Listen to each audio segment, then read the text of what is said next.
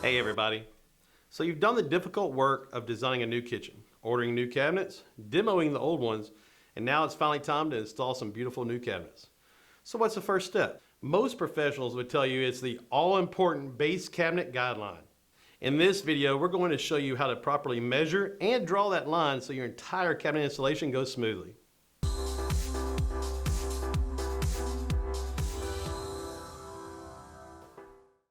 The first thing you need to do when installing a new kitchen is determine the highest point on the floor. Most kitchen floors are actually not very flat, and it's from the highest point that you'll draw your main guideline across the wall.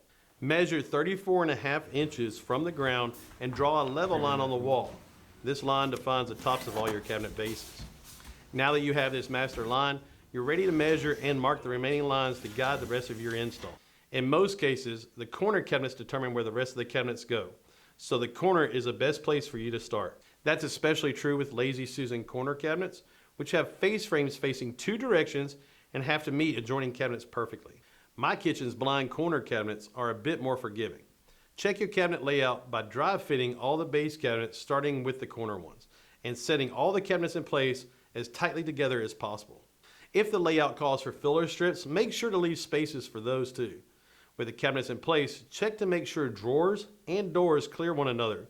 Appliance openings are the proper widths and sink bases center under windows. Unless your cabinet design is flawed, any adjustments you'll need to make are just a matter of ripping filler strips narrower or using wider ones. Next, remove the shelves, drawers, and doors and mark them and their matching cabinets with numbered masking tape. That'll save you time and confusion later. Then move the cabinets out of the room. Starting with the corner cabinets, use a 4-foot level and a pencil to carefully measure, draw, and label each base cabinet and appliance location on the wall. The marks should reflect the width of the face frame, not the cabinet back. The cabinet back is actually sometimes different size than the front. Use a stud finder or probe with nails to find and mark the stud locations just above the horizontal leveling line. Now, you should have your cabinets laid out on the walls, all your studs should be marked, and the room should be clear and clean, ready for you to start hanging cabinets. If this video was helpful, don't forget to like and subscribe. We're here to help bring quality craftsmanship to every kitchen project.